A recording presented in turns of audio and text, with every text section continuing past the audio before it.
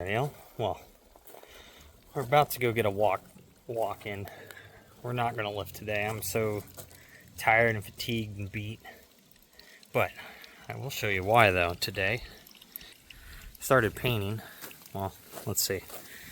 Can't really tell with that. Don't mind that junk. That's got to go to the dump. But our house was looking like this. Just old tan paint, peeling off, bubbled, just messed up.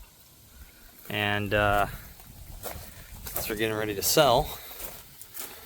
Yes, I know there's some overspray on the white trim, but I gotta go around and paint the white trim because it no longer looks very white.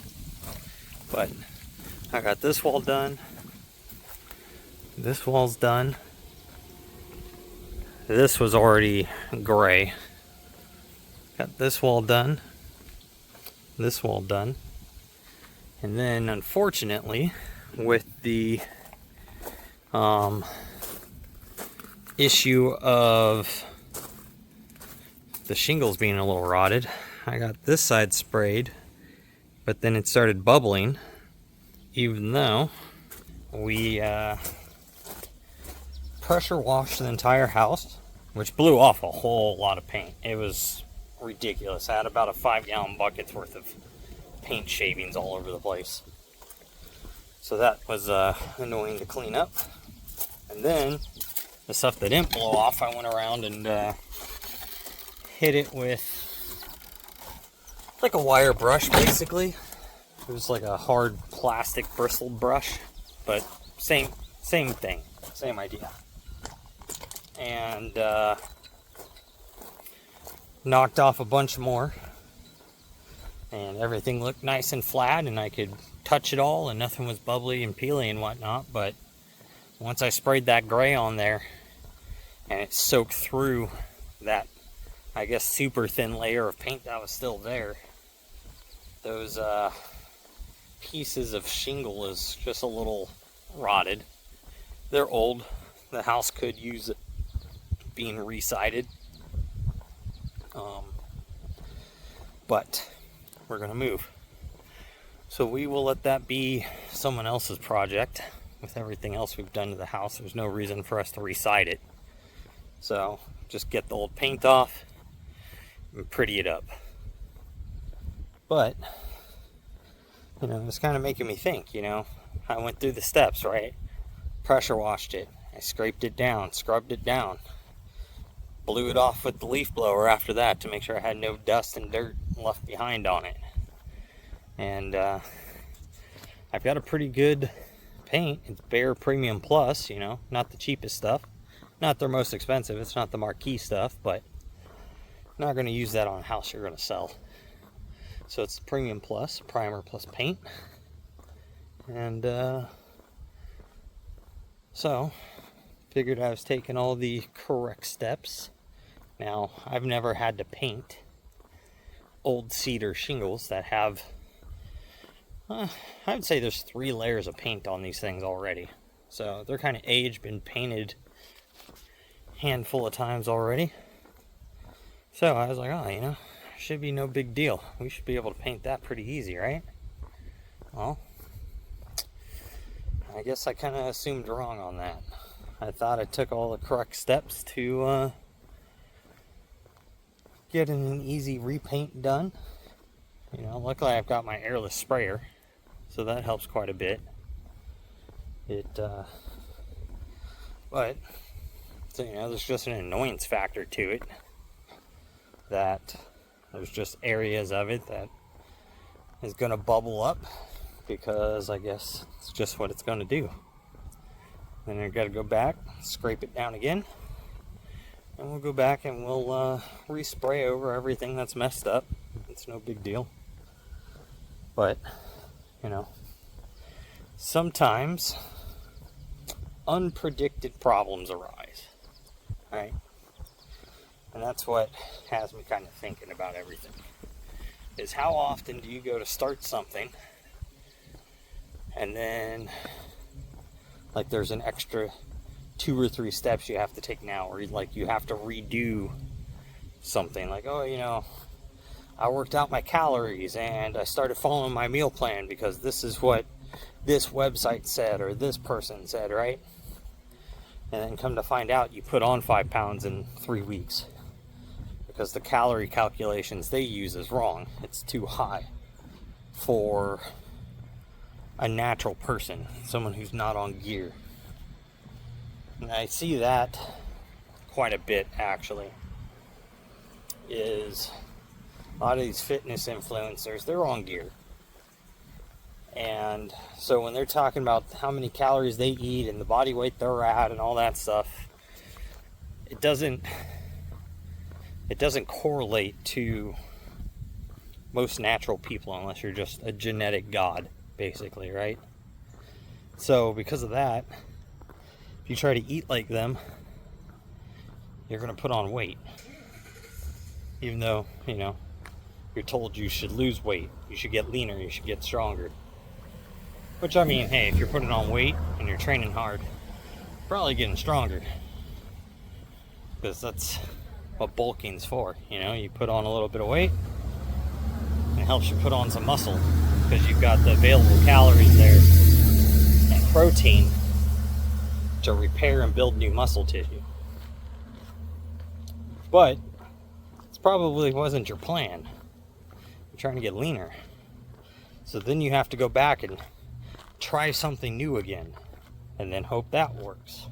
Like maybe you knocked off, maybe you went, oh man, I put on 5 pounds in 3 weeks. I'd more or less call that, 6 pounds. So I'd calculate it at 2 pounds a week, which means, hey, you're in like a 7,000 calorie plus surplus there. So, I mean, that's an extra 1,000 calories a day. You might be thinking, man, like, it's only got me eating 2,600 calories. So, how can I be in 1,000 calorie surplus? Well, if you're already a little thick, and your metabolism's junk, and say you're not tracking your activity, tracking your steps and all that stuff, you're probably not doing anywhere near what you think you're burning. Or if you're not measuring what you're eating, guaranteed you're having more than what you're supposed to be, without a doubt.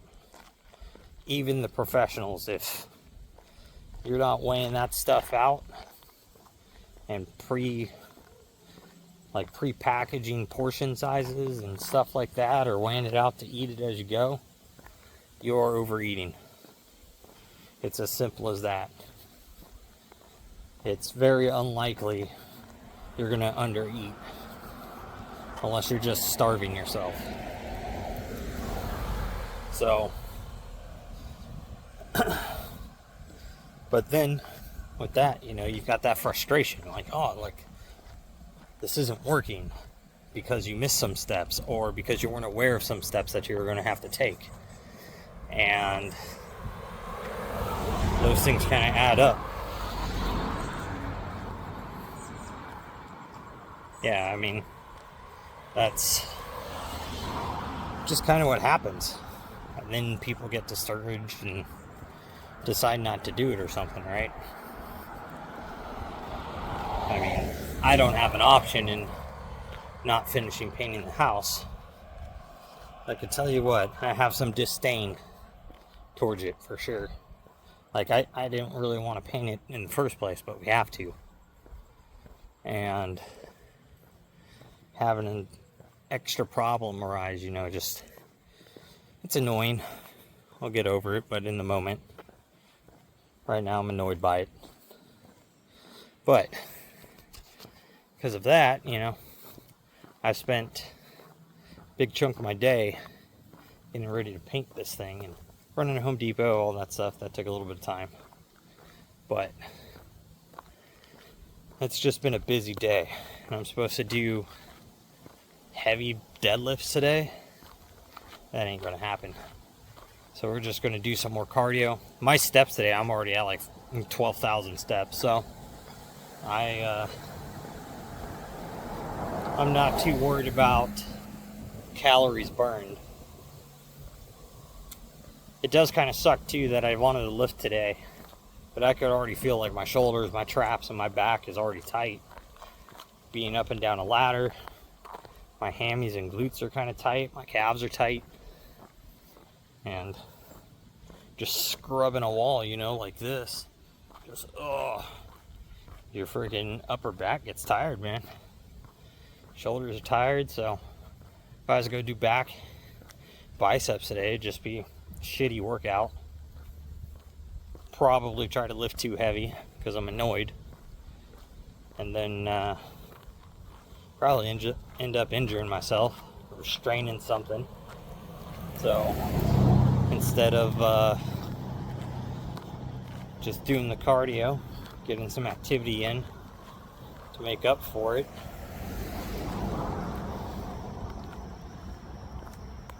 is the wiser decision. So, but, or you know, like if you're trying to train for powerlifting meet or something, right? You know, you've been training 6-8 months to try to pull what's most likely going to be a PR, or bench a PR, squat a PR.